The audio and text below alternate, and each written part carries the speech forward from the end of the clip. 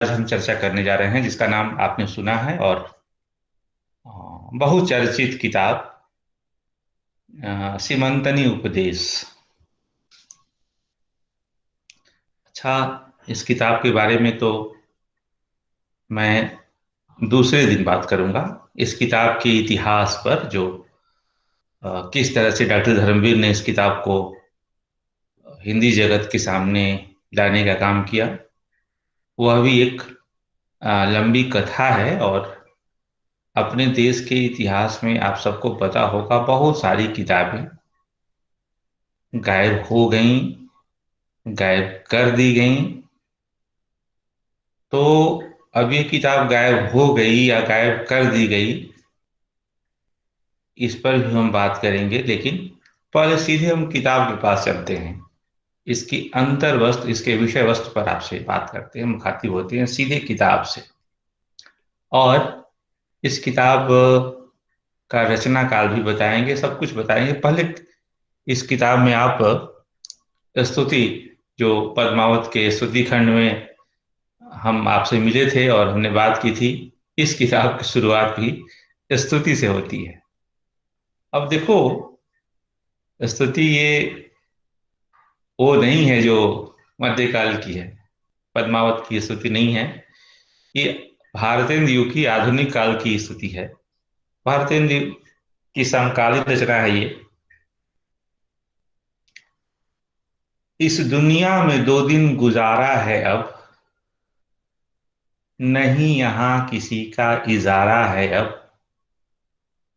तेरे तक अक्ल को रसाई नहीं, इसी जा पर इंसान हारा है अब। जो दुनिया में आए तेरी याद में, जो दुनिया से जाए तेरी याद में, न निकले ज़बां से कोई और बात, हर एक हर्फ निकले तेरी याद में। न भूले से आवे किसी का ख्याल, जो हो दिल की ख्वाहिश तेरी याद में, न भूलूं कभी तुझको दुनिया में मैं, हर एक दम जो गुजरे तेरी याद में। न हरगिज हो मुझ में कोई फैल बद, हो सब काम मेरे तेरी याद में। अब है दिल की यह आरज़ू ए खुदा, मेरी जान जावे तेरी याद में। ये पहला अध्याय है इस किताब का, पहला खंड। बाणभट्ट की आत्मकथा अगर आपके जहन में हो तो उच्छ्वास, प्रथम उच्छ्वास, अपने खुदा को, अपने ईश्वर को लेखिका याद कर रही है। और एक समर्पण भाव है कि इस दुनिया में हम आपको याद करते रहें, इस काबिल बने रहें। दूसरी जो रचना है इस किताब में, वो भी कविता ही है। मतलब नंबर है इस किताब में, नंबर 1, नंबर 2, ये उर्दू की शैली है। फारसी शैली में अध्याय को नंबर बोलते हैं, किताबों को नंबर 1, नंबर 2। तो नंबर 1 पर स्तुति थी, और नंबर 2 में खुदा से मेरी फरियाद है। स्तुति की खुदा की, अब खुदा से फरियाद सुनिए पहले। दुनिया में हम दुखी हैं, हमारी खबर तू ले, दुख दर्द से छुटा हमें एक बार खबर ले। दुनिया में कोई हमदम न हमको पड़ा नजर, तेरे सिवा कोई नहीं दिलदार खबर ले। तुझ बिन कोई नहीं है दुनिया में मददगार, ऐ जाने जहां हमदम व गमख्वार खबर ले। जब दर पे तेरे आ पड़े दुनिया को छोड़ हम, तेरे सिवा कोई नहीं दरबार खबर ले। जब सहते सहते जुल्म के हालत हुई है यह, जुबां में नहीं ताकते गुफ्तार खबर ले, तिरिया चरित्र सुन के शोला भड़क उठा, इस बात से हूं बहुत शर्मशार खबर ले। इस कैद में हम जिंदगी काटेंगे कब तलक, रहबर कोई नहीं है रब, तू खबर ले। मक्र ओ फरेब मर्दों ने सताया हमें बहुत, तू बन के दुश्मनों का खूंखार खबर ले। हालत है दर्दनाक जरा गौर से सुनो, बरस हो चुके इस हालत में 10,000 खबर ले। नंबर 1 और नंबर 2, युशबंदी कहते हैं फॉर ग्राउंडिंग। घर में जैसे नींव होती है, नींव से पता चल जाता है कि इमारत को कहाँ तक जाना है, कितनी दूर तक ओढ़ लेनी है आसमान से। रचनाओं के साथ भी कोई भी रचना अपनी पहली पंक्ति से आगे की उड़ान भरती है, और ठीक लगभग वैसे ही है जैसे कोई गाड़ी चलती है, स्टार्ट होती है, हवाई जहाज उड़ान भरता है तो शुरू में देखो कितना जोर लगाना पड़ता है। ये साइंस का भी, फिजिक्स का भी नियम है, जिससे जो स्थिर चीज को जो मोमेंटम देना पड़ता है। तो जड़ से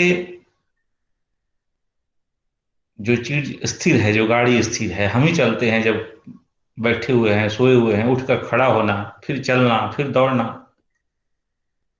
रचनाओं के साथ भी लगभग वही बात है। एक रचना जहां से शुरू होती है, और ये बात मैंने तफसील से आपसे पद्मावत के संदर्भ में बात बताई कि रचनाकार आपको एक तरह से कई बार लगता है कि अंगुली पकड़ कर ले चल रहा है अपने पाठक को, अपने श्रोता को।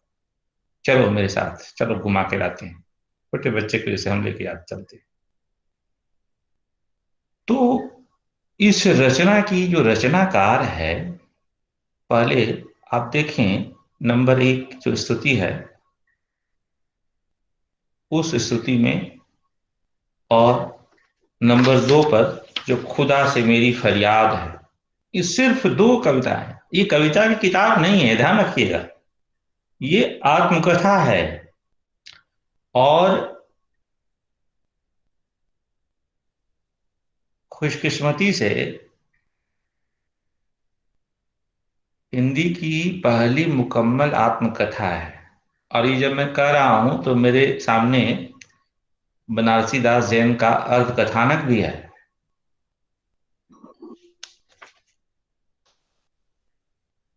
बनारसी दास जैन के अर्थ कथानक के बावजूद मैं ये कहना चाह रहा हूं कि सिमंतनी उपदेश हिंदी की पहली आत्मकथा है।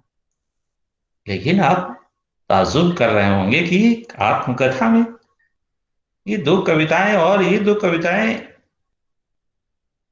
लग रहा है कि आपको भक्ति काल से जोड़ रही हैं। आधुनिक काल और मध्यकाल के बीच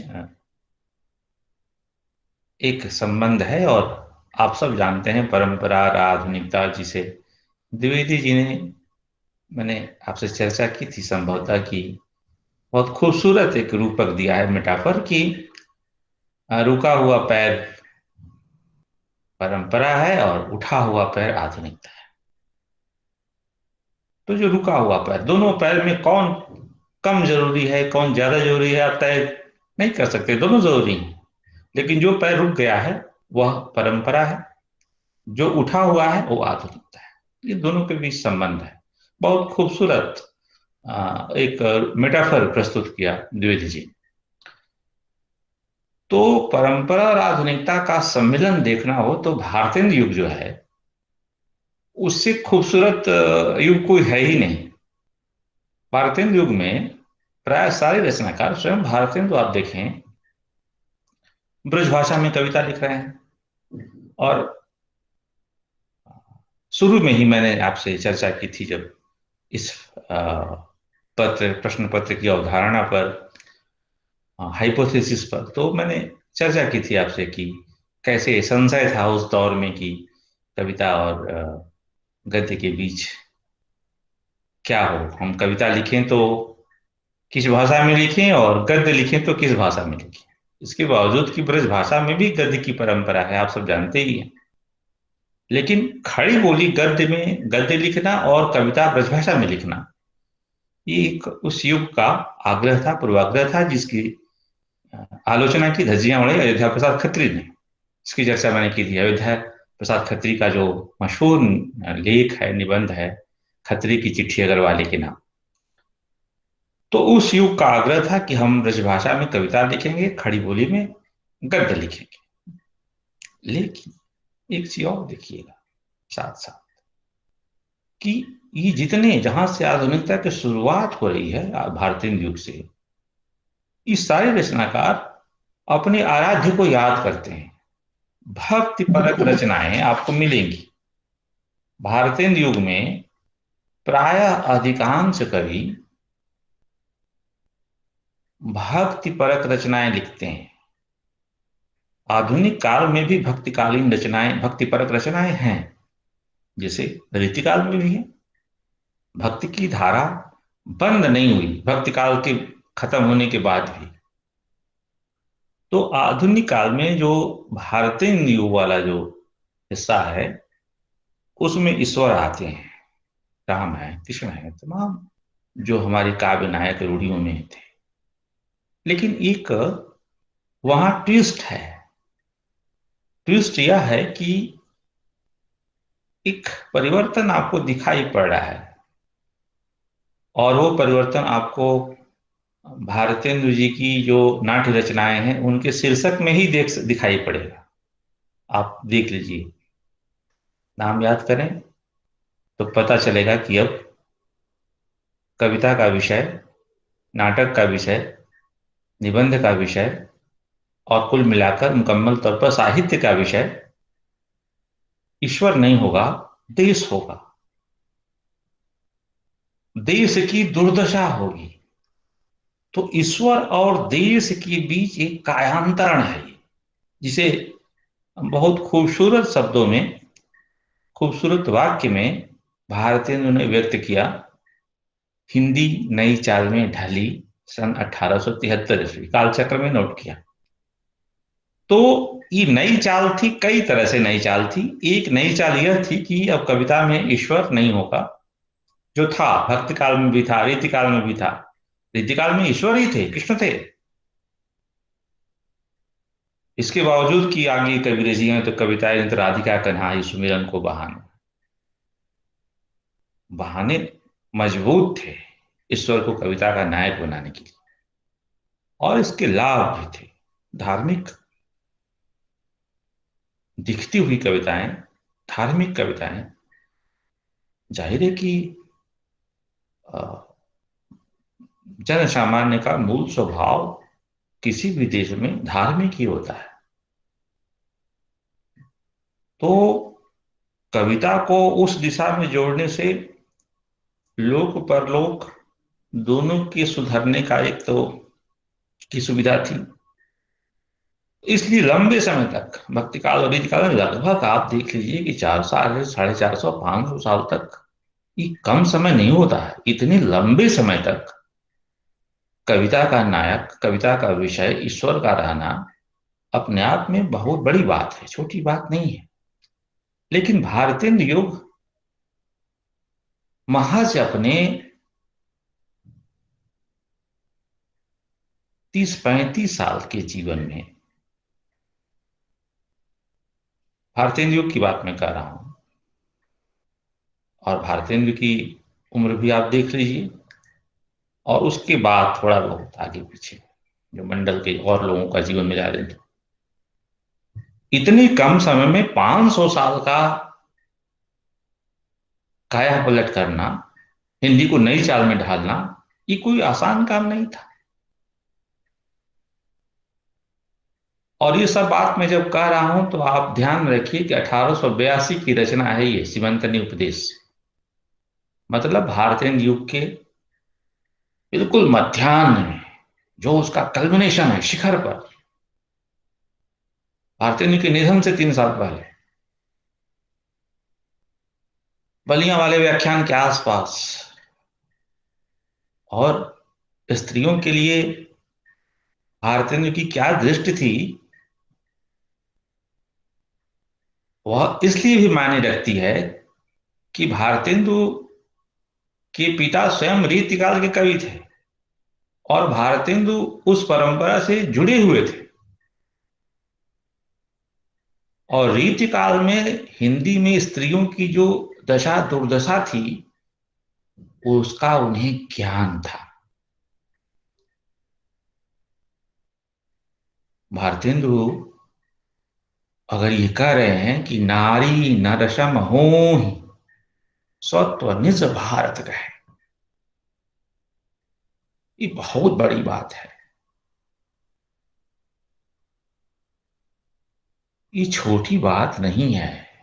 19वीं शताब्दी के आखिरी वर्ष दशकों में यह उद्घोष हिंदी नवजागरण के अग्रदूत द्वारा, छोटी बात नहीं, बड़ी बात है। भारत का स्वत्व क्या था, पहचान क्या थी, क्या आइडेंटिटी भारत की थी,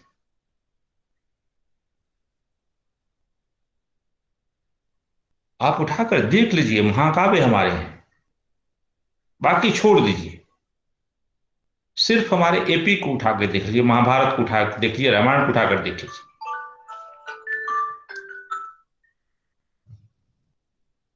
आप कह सकते हैं क्या कि रामायण में स्त्री प्रधान है या पुरुष प्रधान रचना है?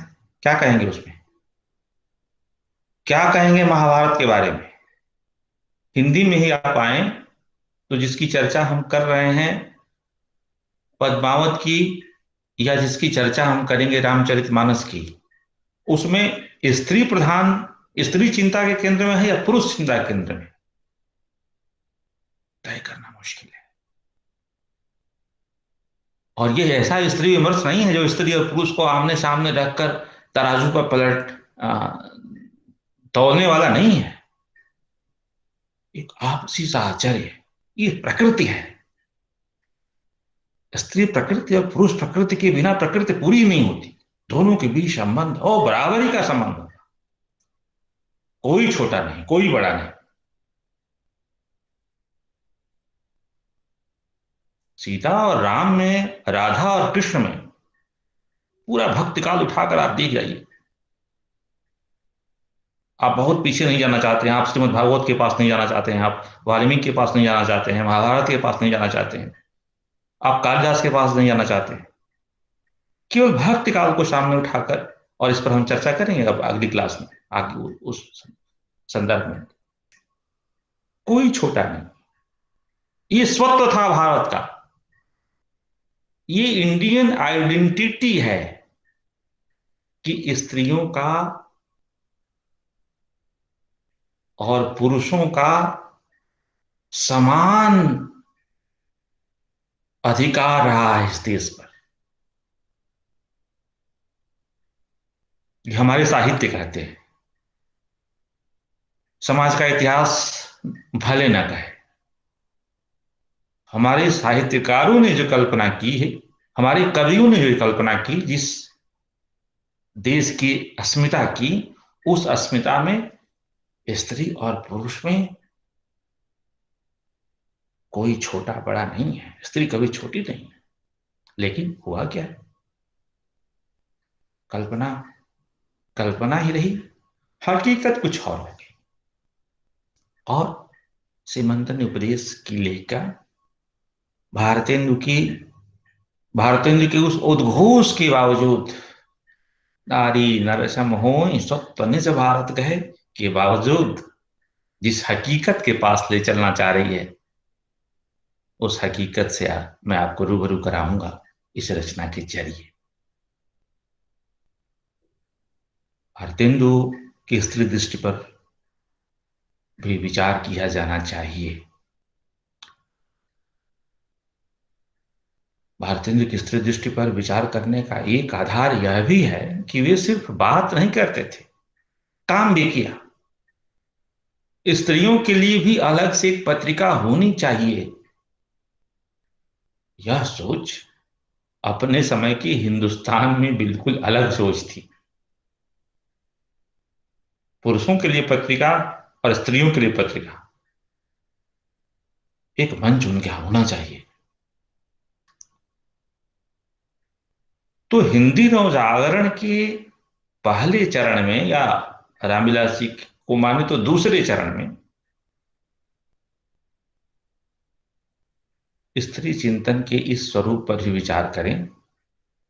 और एक दूसरी बात जो कह के मैं इस रचना के पास ले चल रहा हूं, मैंने चर्चा आपसे की कि भक्ति काल की छाया आपको दिखाई पड़ेगी, लेकिन भक्ति काल की वह छाया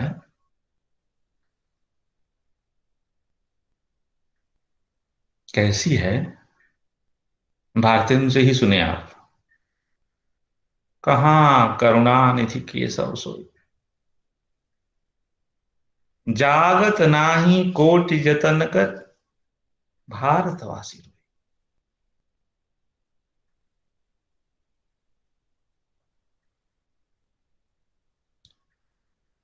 ईश्वर कहाँ सो गए हैं। आप सबको पता होगा कि यूरोप में जब प्लेग आया 13वीं शताब्दी में, और लोग मरने लगे, और जब कोई ईश्वर नहीं आया बचाने के लिए, तो रिनिशा आया, नवजागरण आया, और घोषणा हुई कि ईश्वर मर गया। ईश्वर रहता तो अपनी संतानों को की जरूर रक्षा करता। महामारियां, बीमारियां, अभी हम लोग जिस महामारी के दौर से गुजर रहे हैं, उसमें रोज हमारा ज्ञान, आप सबका ज्ञान दिन दूना बढ़ रहा है। कई चीजें, हमारे कई भ्रम टूट रहे हैं, बहुत नई बातें आ रही हैं। कहाँ करुणा निधि केशव सोए, जागत नाही कोटि जतन कर, भारतवासी रोए। हाहाकार कर रहा है तुषार कि प्रभु कहाँ सोए हैं, किस क्षीर सागर में आप तो इतने ताकतवर हैं, सब कुछ आप कर सकते हैं।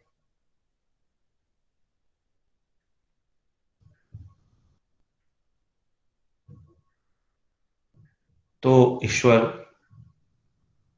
शुरू होते हैं, और दूसरी कविता में, दूसरे नंबर में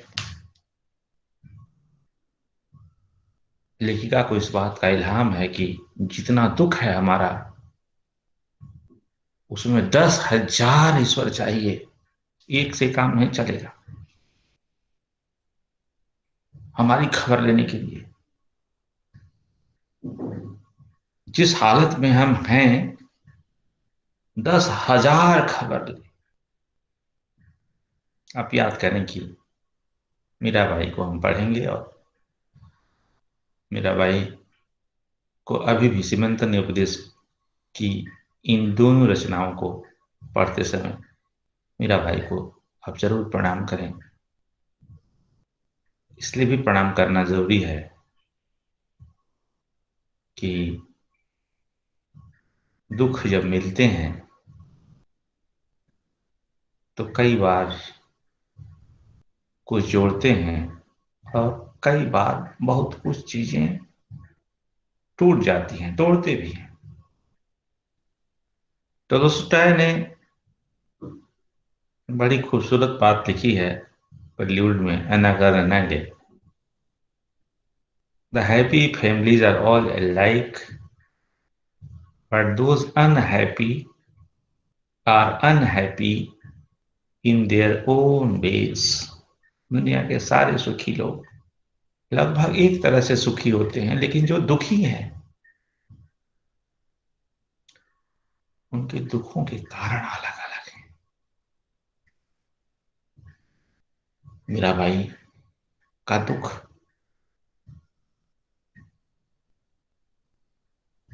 राज परिवार से थी, खाने पीने का कोई संकट नहीं था, लेकिन एक विधवा होने की वजह से राणा जी मर गए, उनके पति अशमय, और उसकी वजह से जितनी लानत मलामत उस राजकुल में हुई, मारने की कोशिश जहर पिलाकर, और क्या क्या हुआ, ये सब इतिहास का हिस्सा है। लेकिन जो कविताएं हैं मीराबाई की, वो पुकार पुकार कर रही हैं कि जो सपना था, जिसकी बात मैं कर रहा था भारतेंद्र जी के माध्यम से,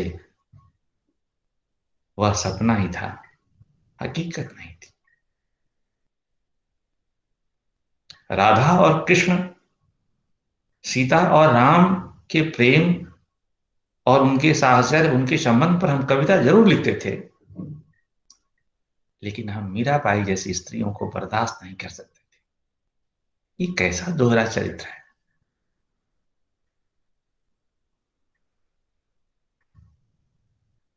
सिमंदनी उपदेश की लेखिका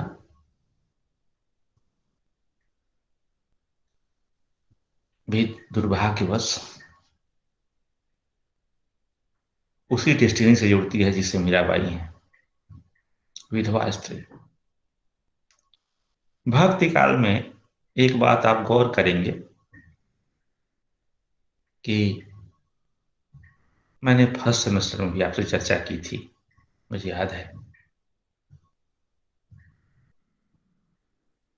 कि तुलसीदास को पढ़ते हुए अपनी बात कहने का चलन नहीं था। प्राकृत जन्म की निमुण गाना, सुरधिन गिरा लागे पछताना। क्योंकि एक जन स्वीकृत थी, एक जन सामान्य का बोध था कि अपना क्या है। एक सांस अंदर गई और एक सांस वहीं रुक गई, आधी दुनिया ऑक्सीजन लेवल देख रही है। तो यही तो आदमी की हकीकत है। पानी कीरा बुदबुदा, आसमान उसकी चाहती। तमाम कविताएं हैं कबीर की यहाँ। मृत्युबोध जो चर्चा में कर रहा था आपसे, तो क्या है इसमें जीवन का? कुछ नहीं है। तो इस जिस जीवन का कोई ठिकाना ही हमने इसके बारे में क्या लिखे? एक बोध था, लेकिन इसके बावजूद आप देखेंगे कि भक्ति काल के कवियों ने अपने बारे में लिखा, और जहां जहां अपने बारे में लिखा वहीं कविता चमक उठी, चमक आ गई। चमक इसलिए आ गई क्योंकि भक्ति काल की कविता ऊपर से देखने में भय लगती है कि वो ईश्वर के बारे में कविता है, लेकिन सच यही है कि वह ईश्वर बनाने वाले सामान्य लोगों की कविता है, भक्तों की कविता है।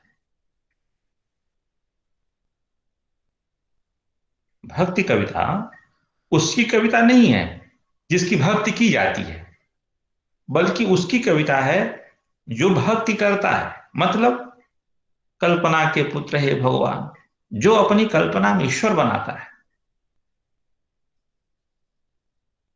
जिसके बारे में हमारे प्रेमचंद ने लिखा कि ये हिंदुस्तान की बहुत बड़ी ताकत मैं देखता हूं कवियों की, कि उन्होंने अपना ईश्वर बनाया। कोई क्या मुकाबला करेगा कवियों से? ये प्रेमचंद ने अद्भुत बात लिखी है। कवि कितना विशिष्ट होता है, आप क्या बना सकते हैं? ईश्वर से तो बड़ा कुछ नहीं होता। कवि ईश्वर बना सकता है।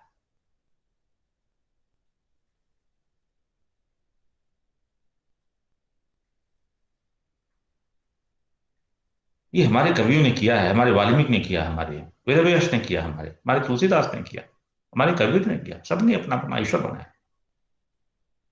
ये कवि कितनी, ऑथर कहा जाता है अंग्रेजी में लेखक को, ऑथर का मतलब अथॉरिटी, अधिकार, इसके पास बहुत बड़ी ताकत हो। तो राइटर, ऑथर, पोइट कितनी बड़ी अथॉरिटी है, ईश्वर बना देता है। ईश्वर ने ये दुनिया बनाई या नहीं बनाई, इस पर विवाद हो सकता है, लेकिन ईश्वर को कवियों ने बनाया, इस पर कोई विवाद नहीं है। रचा, गढ़ा, अलग अलग तरह के ईश्वर बनाए।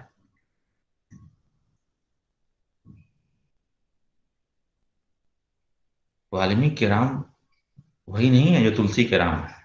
इसके ठीक उलट, तुलसी और वाल्मीकि के राम में बहुत फर्क है। कालिदास के राम अलग हैं, सबने अपना अपना राम बनाया।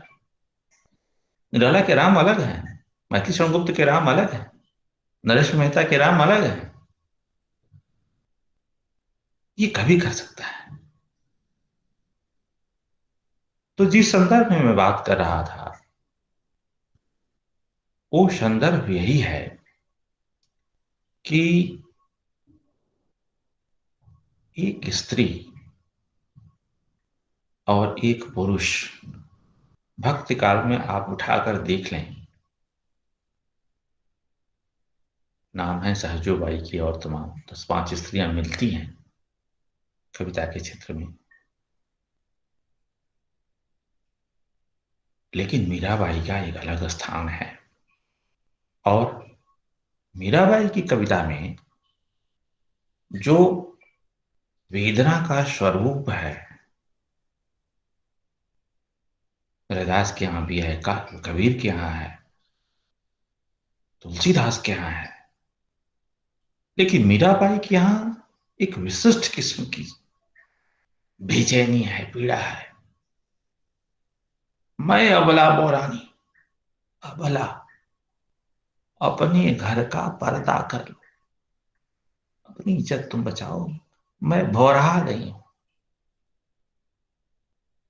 एक कितनी बेचैनी में एक स्त्री ये बात कह सकती है। हिंदुस्तान के इतिहास में आत्मकथा का सिलसिला यहीं से नहीं है। थीरी गाथाओं के पास आप चलिए। बुद्ध के समय, बुद्ध के प्रभाव में अपने समय की सर्वाधिक दुखी स्त्रियों ने कविताएं लिखी। कोई नहीं, सब कुछ नष्ट हो गया। ऐसी स्त्रियां हैं जिनका किसी से प्यार हुआ, घर छोड़कर निकल गईं, परिवार बसाया, किसी तूफान में पति मर गया, प्रेमी, बेटा मर गया, घर लौटने पर देखा कि माँ बाप सब खत्म, कोई नहीं है। बिल्कुल, जीवन का इससे बड़ा दुख नहीं हो सकता कुछ भी। बुद्ध ने क्यों संन्यास लिया था? जैसा दुख हम लोग देख रहे हैं अभी, उसी तरह का कोई दुख देखा होगा।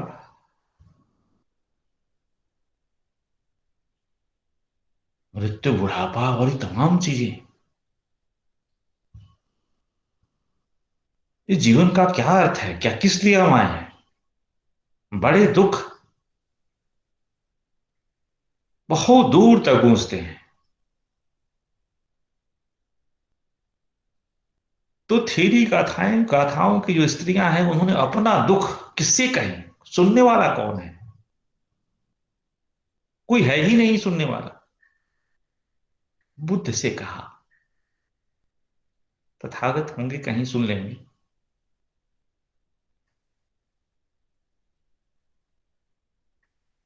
स्त्रियों का दुख अपने ईश्वर को समर्पित है। यही थेरी गाथा है। थेरी गाथा की स्त्रियां हैं। कैसे कैसे दुख, कभी किसी दिन अगर समय मिला तो मैं थेरी गाथाओं पर आपसे बात करूंगा। लेकिन यह जो हमारी थेरी है, सीमंतनी उपदेश की लेखिका, जिसके पास यह भी साहस नहीं है कि वो अपना नाम कह सके,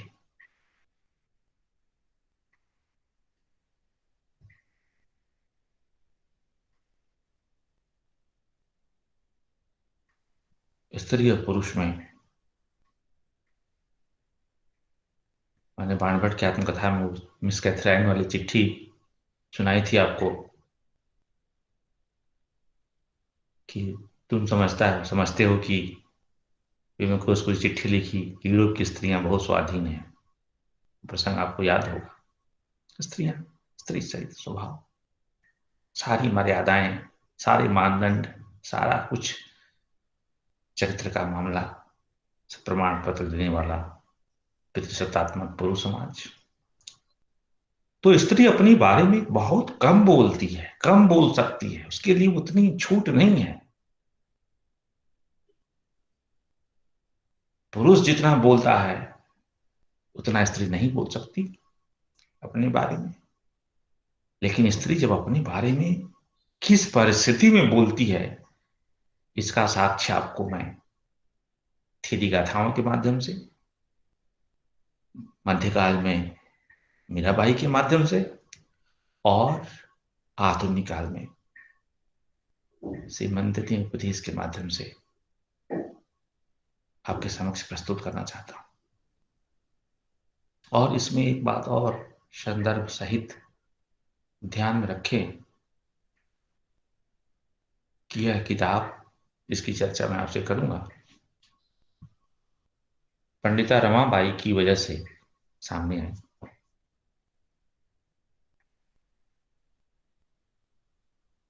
वो अलग प्रकार है। और पंडिता रमाबाई के बारे में आप कभी गूगल करें, पढ़ें, देखें उनका जीवन, उनका संघर्ष, और साथ साथ आप राजा राम मोहन राय के उस प्रयास के को भी याद करें जिसमें उन्होंने सती प्रथा का विरोध किया था और विधवा विवाह का समर्थन किया था। भारतीय नवजागरण का एक बहुत बड़ा पक्ष यह भी था, सती प्रथा का विरोध। हमारे सुधारकों ने, हमारे अग्रदूतों ने, ये कितनी बड़ी कुप्रथा थी, कितना बड़ा कलंक था। निराला जी ने 1930 में लिखा एक लेख, सुधा में प्रकाशित हुआ था, कि भारत का आसमान स्त्रियों के क्रंदन से गुंजायमान हो रहा है। इतना क्रंदन, विलाप करती हुई स्त्रियां,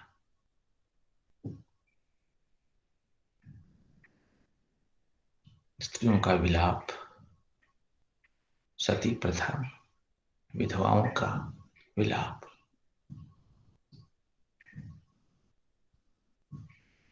नारी नर सम होनी सत्व निज भारत का है। चाह यह है, हकीकत कुछ और है।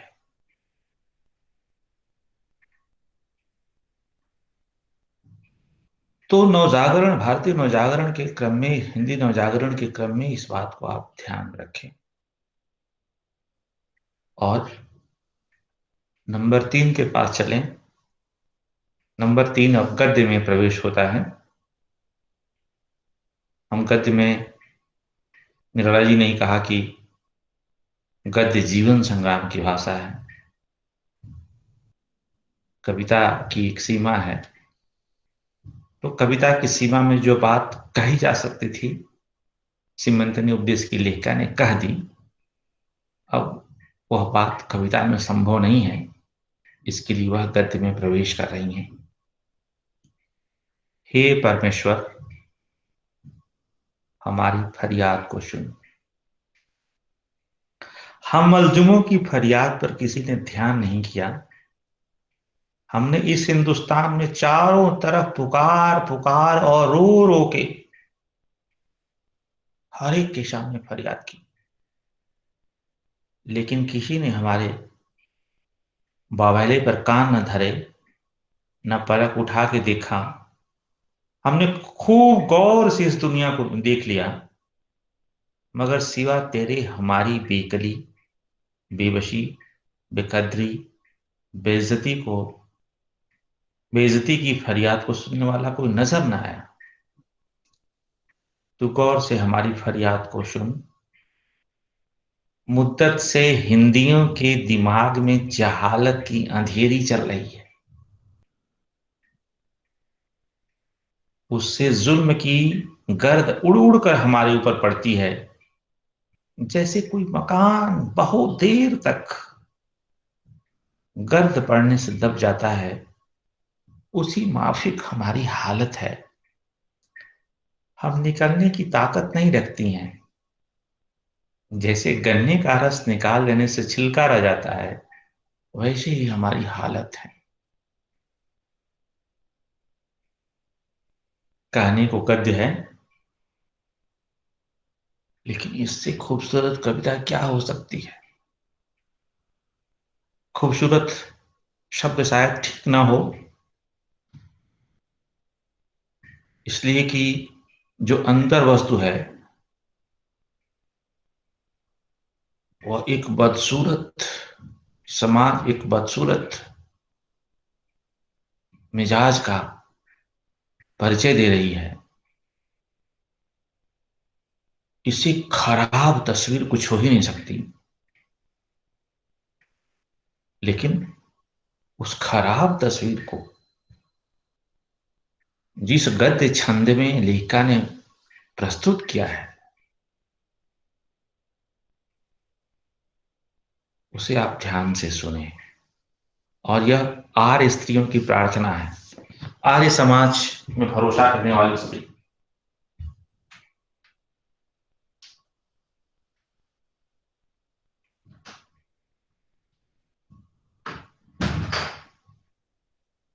आप सबको पता होगा कि आर्य समाज का बहुत बड़ा योगदान है हिंदी की सेवा में। और स्वामी जी ने, दयानंद सरस्वती ने 1875 में जो सत्यार्थ प्रकाश लिखा, वह हिंदी में लिखा। ये कोई साधारण बात नहीं थी। गुजरात के थे, लेकिन हिंदी में सत्यार्थ प्रकाश लिखकर उन्होंने जिस अखिल भारतीय नवजागरण की का चित्र खींचा, उसमें गांधी जी से पहले, गांधी जी स्वयं गुजरात से थे, लेकिन गांधी जी से पहले उन्होंने हिंदी के प्रति भरोसा दर्ज कर दिया कि भविष्य हिंदी का है। जैसे गांधी जी गए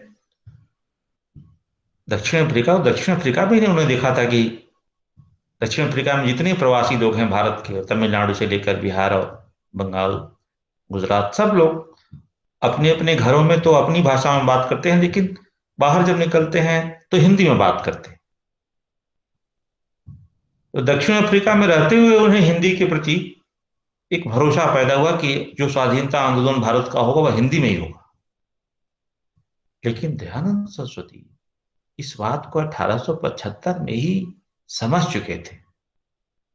इसलिए मैं ये कह रहा हूं कि हिंदी के प्रति जो आर्य समाज का रुख है, वो प्रणम्य है, उसे याद करना चाहिए।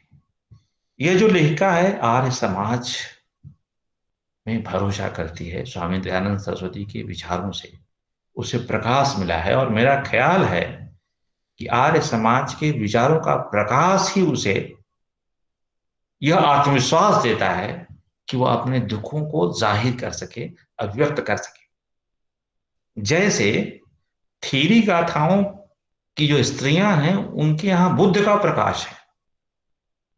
विचारधाराएं किस तरह से ताकत देती हैं, आत्मविश्वास पैदा करती हैं, इसका प्रमाण आपको थीरी गाथाओं के पास भी मिलेगा, मीराबाई के यहां भी मिलेगा, सिमंदर ने उपदेश की लेखिका के पास भी मिलेगा। आप जरा सोचें कि अगर मीराबाई को कृष्ण भक्ति परंपरा से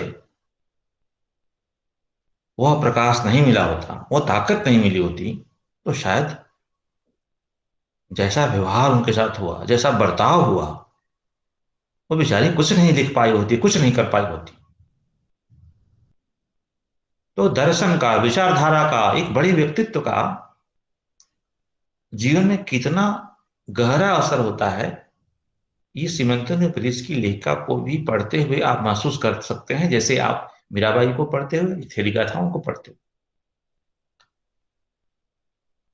परमेश्वर, स्वर, स्त्री विमर्श और दलित विमर्श दोनों को पढ़ते हुए मुझे एक बात ध्यान में आती है। जैसे हिंदी का जो दलित विमर्श है, उसमें आप हीरा डोम की कविता को पढ़ते हैं और अछूत की शिकायत है,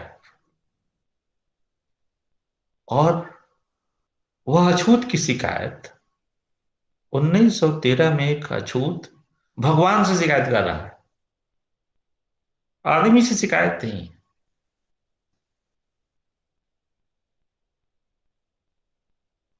परमेश्वर से शिकायत, यहां भी परमेश्वर से शिकायत है। अध्यक्ष या न्यायालय में न्यायाधीश, संसद में अध्यक्ष, संबोधन हमेशा अध्यक्ष को ही होता है। आपने देखा होगा, न्यायाधीश को होता है, बहस भले ही दूसरे पार्टी से होती है, वकील से, या पार्लियामेंट में दूसरे पार्टी के प्रतिनिधि से, लेकिन संबोधन हमेशा अध्यक्ष को होता है। तो इन रचनाओं में परमेश्वर अध्यक्ष हैं। वो अछूत हीरा डोम की, अछूत की शिकायत में हो, या सिमंतन उपदेश में, परमेश्वर से फरियाद, कंप्लेन करना, शिकायत करना। और देखो रूपक क्या दिया, दो रूपक। इसलिए मैंने कहा कि ये खूबसूरत कविता है। हिंदियों के दिमाग में जहालत की अंधेरी चल रही है, जहालत की अंधेरी। जहालत सब समझ सकते हो आप लोग। रेणु का मैला आंचल याद करें, और मच्छर समस्या नहीं है। जिससे समस्या आज की तारीख में सिर्फ महामारी वायरस नहीं है, कोविड, गरीबी और जहालत। रेणु ने निष्कर्ष निकाला कि मलेरिया का मच्छर तो मर जाएगा, कोई ना कोई दवा उसकी आएगी, कोई ना कोई, लेकिन जो गरीबी है और हमारे दिमाग का जहालत है, इसका वैक्सीनेशन कौन करेगा, इसका टीकाकरण, इसकी दवाई कहां से आएगी? समस्या ये है। तो हिंदियों के दिमाग में जो जहालत की अंधेरी चल रही है, और कब से चल रही है, कब तक चलेगी, गहन है यह अंधकार। इतना अंधकार है, इतना गहरा अंधकार है कि प्रकाश की कोई दूर तक कोई उम्मीद नहीं दिखाई पड़ती। राम की शक्ति पूजा में आप देखें, राम उदास हैं, हताश हैं 17वें दिन के युद्ध के बाद, लेकिन दूर अंधेरे में एक मशाल जलती हुई दिखाई पड़ रही है, और वहीं से एक नया वातावरण बनता है। लेकिन यहां तो वह भी नहीं है, और जो अंधेरी चल रही है उसे जुल्म की गर्द उड़ उड़ कर हमारे ऊपर पड़ती है।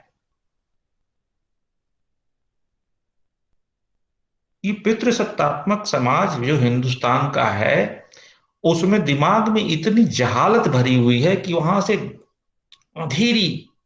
अब देखो, ये लगभग एक तरह से बिंब है, और इस बिंब को मैं महादेवी वर्मा की कविताओं से जोड़ सकता हूं। दीप शिखा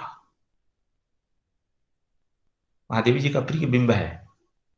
और आप याद करें, एक मोमबत्ती को याद करें, एक डिबरी को याद करें, जहां पर जल रही है, कोई प्रकाश जल रहा है, तो वो गर्द चिन्ह की छा गई, जो निराला की शब्दावली में, लेकिन मैं उसका उपयोग मैं नहीं कर रहा हूं।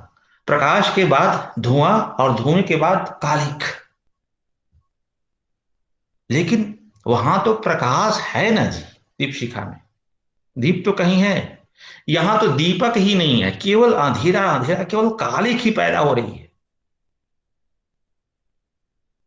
यही सोच समझकर मैंने कहा कि ब्यूटीफुल पोएट्री है, अद्भुत कविता है ये। कोई ऐसा कैंडल, कोई ऐसे दीप की कल्पना करो जिससे प्रकाश नहीं निकलती है, केवल धुआं निकलता हो। कितना खतरनाक को दीपक होगा।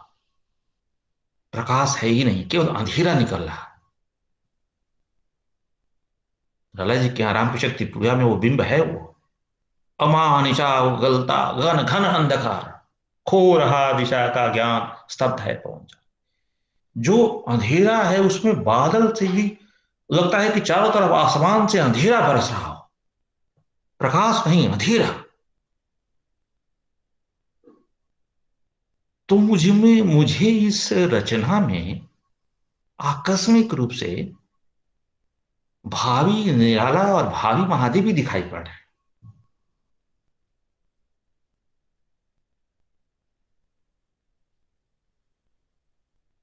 ये दिमाग का अंधेरा ऐसा है। और उसकी गर्द कहां पड़ रही है? उड़ उड़ कर हमारे ऊपर, स्त्रियों पर पड़ती है। जैसे कोई मकान बहुत देर तक गर्द पड़ने से दब जाता है। अब ये देखो, ये बिंब आप देखो आप। ऐसे मकान आपके दिमाग में होंगे, पुराने पड़ गए मकान। मुक्तिबोध ने अपनी मशहूर पुस्तक, जिसमें केशव से बात कर रहे हैं अपने मित्र से, लिखा है कि मैं जब सभ्यता की कल्पना करता हूं तो मुझे लगता है कि कोई पुराना मकान रहा होगा जो समय के साथ धीरे धीरे दब गया होगा, और उसके जगह पर एक नया मकान बना होगा, और इसकी छत पर कुछ खूबसूरत लड़कियां मुस्कुरा रही होंगी। कोई पुराना मकान जब गिरता है, गिराया जाता है, आप सड़क के किनारे आप देखें, गर्द से, धूल से दब जाएगा।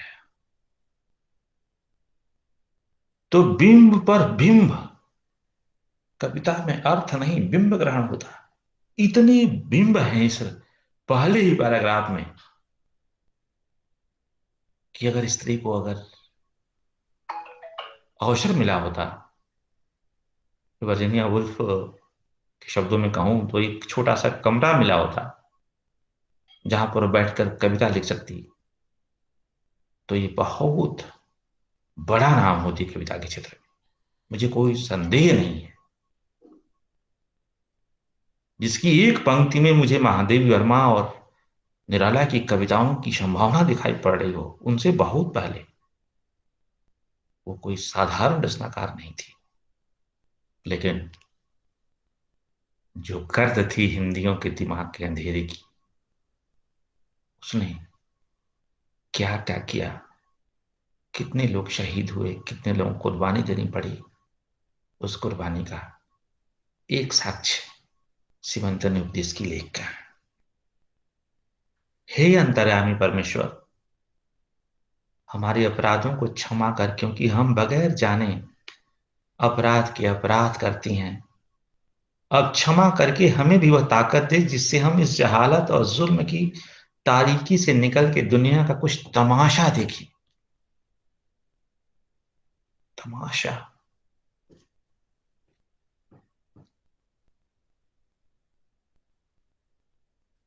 दुनिया का तमाशा। फकीर हूं लेकिन हवाओं का रुख रखता हूं। तमाशा, ये दुनिया क्या है? तमाशा ही है। अब तो आप सब लोग भी बहुत कम उम्र में इस बात को समझ गए होंगे। ये समझने में हमारे संतों ने अपने जीवन की शताब्दी लगाई है। लेकिन मैंने बताया जैसा कि इस तरह के दुख से, बड़े दुख से जब हम लोग गुजरते हैं तो बहुत कम उम्र में हम बहुत परिपक्व हो जाते हैं,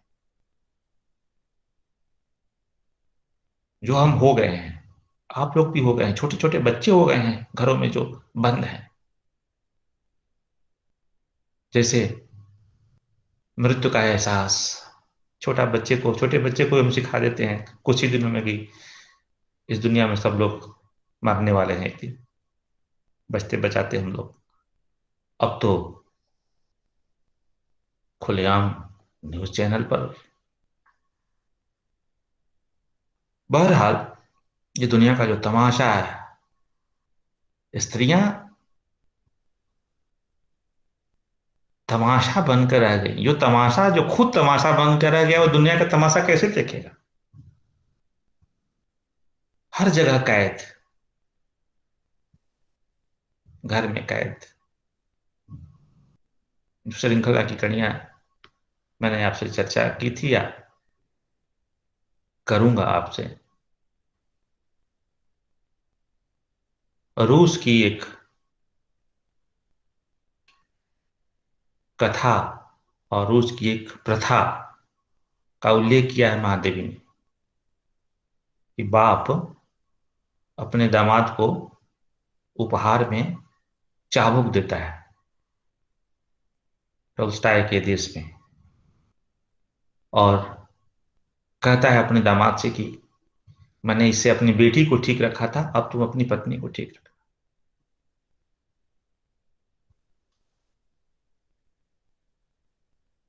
दुनिया के हर देशों में कमोबेश।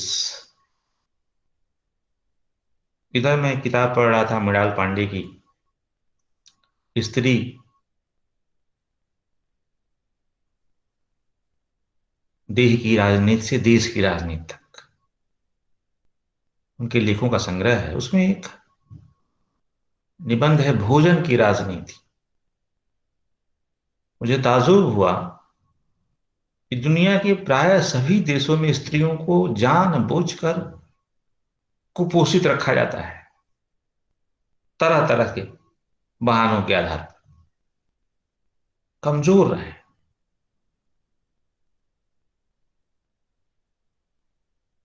तो स्त्रियों के जीवन को तमाशा बनाने का काम जिस पितृसत्ता ने किया, यह लेखा करे कि हम चाहते हैं कि हम तमाशा देखें। अभी तो हम दर्शक दीर्घा में आए ही नहीं। हमारा तो सिर्फ लोगों ने दर्शक दीर्घा में बैठकर आनंद लिया, सताया, पीड़ित किया, मनोरंजन किया, जो मन किया किया। अब जरा सोचें केवल थोड़ी देर के लिए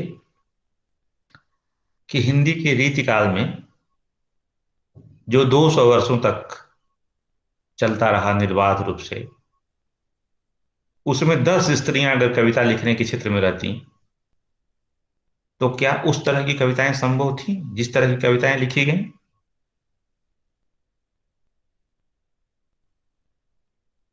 नहीं थी। और कैसे, क्यों नहीं हुई? इसलिए नहीं हुई कि जब मीराबाई का जो रूप देखा लोगों ने, कृष्ण से प्रेम करने, कृष्ण पर कविता लिखना और कृष्ण से प्रेम करने की वजह से जो लानत मलामत हुई, उसके बाद कौन साहस करेगा कविता के क्षेत्र में आने का?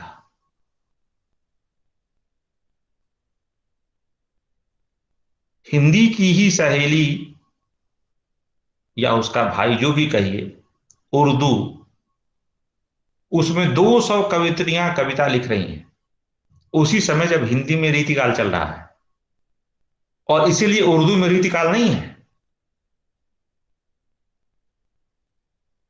आश्चर्य की बात है ये। हिंदी उर्दू दो भाषाएं नहीं, एक ही संस्कृत की भाषाएं हैं, लेकिन उर्दू में स्त्रियों की उपस्थिति के कारण किसी की मजाल नहीं हुई कि स्त्रियों का मजाक उड़ाए, कि सांस लेने पर कैसे वियोग में तड़पती है, कैसे, क्या तमाशा हुआ। और सिर्फ इसलिए हुआ कि हमने उनको क्लासरूम से बाहर का रास्ता दिखा दिया, घुसने नहीं दिया। एक पुरुष प्रधान कविता की क्लास बन गई, इसमें सिर्फ पुरुष पढ़ेंगे, पुरुष ही कविता लिखेंगे। तो जो स्थिति बनी, उसका तमाशा किया गया। तमाशा देखने की स्थिति में स्त्रियां नहीं रही। हे पिता, हमें कब इस जेल खाने से निकाल के आजाद करेगा? तीसरा पैराग्राफ है। हे प्रभु, हमको कौन से अपराध के दंड से इस बंदी खाने में पैदा किया है? तेरे दरबार में हमेशा इंसाफ ही होता है, लेकिन इन जन्म दुखियों के वास्ते कैसी बेइंसाफी है। अपराध कोई करे, दंड हमें मिले। काश कि हमसे गुनाह ही हुआ होता तो भी माफ कर दे। हम नहीं जानते हैं कि गुनाह या अपराध किसको कहते हैं। बस इसका दंड भी उन्हीं को मिलना चाहिए जो हमें गुनाहों या अपराधों से आगाह नहीं करते हैं। हे अंतर्यामी,